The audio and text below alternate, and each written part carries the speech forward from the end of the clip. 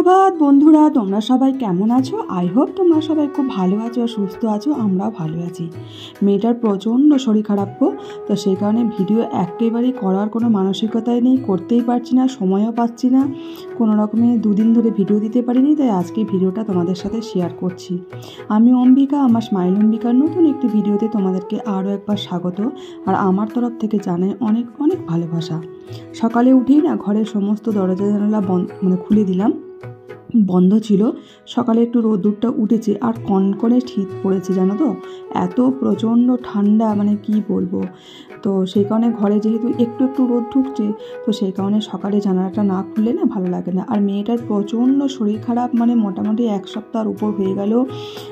অসম্ভব জ্বরটা কমছেই না। তো যদিও কমছে, আবার জ্বরটা আসছে। তো কী যে করব কিছু বুঝতে পারছি না, কোনো কিছুই ভালো লাগছে না। আর ঘর দেখবে পরিষ্কার পরিচ্ছন্ন করতে তো সবারই ভালো লাগে, কিন্তু মন মানসিকতা যদি ভালো না লাগে তাহলে কোনো কিছুই ভালো লাগে না। না ঘরের কাজকর্ম করতে, না রান্না বান্না করতে, কোনো কিছুই ভালো লাগে না। আর মেয়ের শরীর খারাপ হলে, বাচ্চাদের শরীর খারাপ, মেয়ে ছেলে যাই হোক না কেন, শরীর খারাপ হলে প্রচণ্ড বিরক্ত লাগে, একদম ভালো লাগে না, কাজের কোনো এনার্জিই পাচ্ছি না। তোমাদের দাদাভাই এসছে, তোমাদের দাদাভাই এখন সবজি টবজি অনেক কিছুই কিনে নিয়ে এসছে, তো সেগুলো আর কি ধোয়াধুয়ি করছে। তো তারপর ব্যালকনিতে জলটা ঝরাতে দেবে, শীতের যে সবজিগুলো হয় সবগুলো নিয়ে এসছে, সাথে শাকও নিয়ে এসছে বেশ কিছু।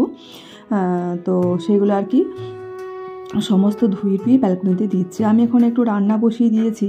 আগে নিম পাতাগুলো একটু কড়াইতে হালকা তেল দিয়ে একটু ভেজে নিচ্ছি।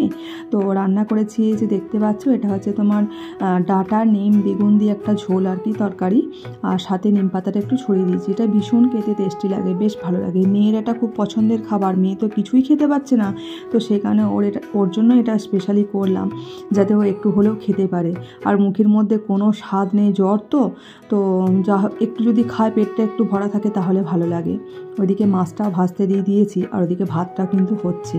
ভাতটা আজকে না চালটা একটু বেশি নেওয়া হয়ে গেছে, বুঝতে পারিনি তাড়াহুড়োর মধ্যে। আর যাই হোক, বেড়ে গেলেও কিছু অসুবিধা নেই, পরের দিনে, এখন তো শীতকাল, নষ্ট হবে না। পরের দিনে যখন ভাত রান্না করবো, ভাতের মধ্যে আবার দিয়ে দেবো, গরম করে নেবো। আজকে রান্না করবো, মাছটার একটু ঝাল করব। মেয়ে বললো মা ঝোলটা খাবো না, তো সেই জন্য সর্ষে পোস্ত দিয়ে আর কি করবো। পেঁয়াজ রসুনটা আগে ভেজে নিচ্ছি, একটু ভাজা ভাজা হয়ে গেলে তারপর মশলাটা ওই জিরে আদা একটু সর্ষে, ব্যাস, আর একটু কাঁচা লঙ্কা দিই, এইটুকুই। মেয়ে তো খুব বেশি ঝাল খেতে পারে না। মেয়ের শরীর খারাপের জন্য না আমার কথা বলতেও ভালো লাগছে না, কোনো কিছুই ভালো লাগছে না। তো মনে হচ্ছে কবে গিয়ে ও ভালো করে পুরোপুরি সুস্থ হবে, ঠিকঠাক চলতে পারছে না, হাঁটাচলা করতে পারছে না, বসতে পারছে না, এতটাই উইক হয়ে গেছে। আর কি বলবো, কিছুই বলার নেই। যাই হোক, বলো, আমার যদি কথা বলার মধ্যে কোনো ভুল ত্রুটিও হয়ে থাকে তো প্লিজ তোমরা একটু ক্ষমা করে দিও। আর একটু মানিয়ে নিও, একটু বোঝার চেষ্টা করো, কারণ সত্যি আমার মন মানসিকতা একদমই ভালো নেই। আমি অনেক কষ্টে ভিডিওটা করছি। এটা ভিডিওটা অবশ্যই এটা আগের দিনের করা ছিল, এটা আজকে যে মেয়ের শরীর খারাপ এখনকার ভিডিও এটা নয়। তো সেই কারণে আর কি ভিডিওটা আমি এটা দিতে পারলাম, নাহলে ভিডিও করতেও পারছি না। মেয়ের কাছে সবক্ষণ ওর কাছে বসে থাকতে হচ্ছে, ঘরের কাজকর্ম কোনো কিছুই করতে পারছি না। নাহলে ঘর পরিষ্কার পরিচ্ছন্ন করতে তো সবারই ভালো লাগে, কিন্তু এর পেছনে যে কতটা খাটনি থাকে সেটা বলে বোঝাবার মতো নয়। আর বাচ্চাদের শরীর খারাপ হলে তো জানোই কীরকমটা কষ্ট হয় মায়েদের, প্রচণ্ড কষ্ট হয়। এক তো সংসারের সমস্ত কাজকর্ম, তারপর বাচ্চাদের শরীর অসুস্থতা, সময়ে সময়ে তাদেরকে টাইমে টাইমে ওষুধ দেওয়া, খাবার দেওয়া। আর মেয়ে তো সর্বক্ষণ শুয়ে আছে, সব সময় ঢাকা দিয়ে শুয়ে আছে। আর আমাদের ঘরগুলো না প্রচণ্ড ঠান্ডা, গ্রীষ্মকালে যতটাই আরামদায়ক, শীতকালে এই 2টি মাস আমাদের খুব কষ্ট হয়, প্রচণ্ড কষ্ট হয়। যেটুকু রোদ্দুর আসে ব্যালকনিতে বা এই রুম দুটোর মধ্যে আসে, কিন্তু আসলে রুম দুটোর মধ্যে বেশিক্ষণ থাকে না, ব্যালকনিতে হয়তো বা 8টা পর্যন্ত থাকে, কিন্তু তখন আর না সকালবেলায় রোদে থাকার মতো সময় হয় না। তো কি আর করা যাবে। ওদিকে মাছের ঝালটাও রেডি হয়ে গেল দেখতেই পেলে। আর এখন না ধনে পাতার চাটনি করছি, ওর মুখে যেহেতু স্বাদ নেই, তো ধনে পাতার চাটনি করলাম। আর পালং শাকের তরকারিটা অল্প একটুকুই করেছি, যেটা তোমাদের সামনে আর শেয়ার করতে পারলাম না। এই যে দেখো, রান্নাগুলো এখন তোমাদের সাথে একটু শেয়ার করছি, সব আমার মোটামুটি কমপ্লিট হয়ে গেছে। মাছের ঝালটাও হয়ে গেছে, আর এদিকে সবজিটা যেটা ওই ডাঁটা ডিম বেগুন দিয়ে সজনে ডাঁটা ওটা, আর একটু পালং শাকের ঘন্ট, আর এদিকে ধনে পাতার চাটনি। আমরা এবার খেয়ে নেবো আর কি, মেয়েকেও খাইয়ে দেবো। এখন মেয়েকে পুরোপুরি আমাকে খাইয়ে দিতে হচ্ছে, একটু একটু করে খাবার খাইয়ে দিতে হচ্ছে, তবে গিয়েও খেতে পারছে। আজকের ভিডিওটা আমি একদমই বেশি বড় করিনি। তোমরা সবাই খুব ভালো থেকো, সুস্থ থেকো, এইভাবেই না প্লিজ প্লিজ আমার পাশে থেকো, কেউ ভুল বোঝো না। মানে খারাপভাবে কেউ নিও না। তো যাই হোক, সত্যি আমার সবাই পাশে থেকো।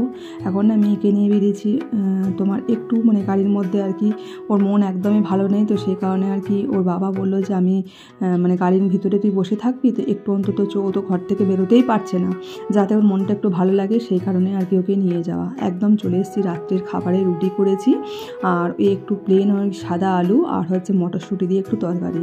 তো যাই হোক বন্ধুরা, পরবর্তী নতুন ভিডিওতে তোমাদের সাথে আবার দেখা হবে। তোমরা সবাই খুব ভালো থেকো, সুস্থ থেকো, আর তোমরা সবাই প্রে করো যাতে আমার মেয়ে খুব তাড়াতাড়ি সুস্থ হয়ে ওঠে, আমিও আবার আগের মতো খুব সুন্দর করে ভিডিও তোমাদের সাথে শেয়ার করতে পারি, তাহলে আমারও মনটা ভীষণ ভালো লাগবে।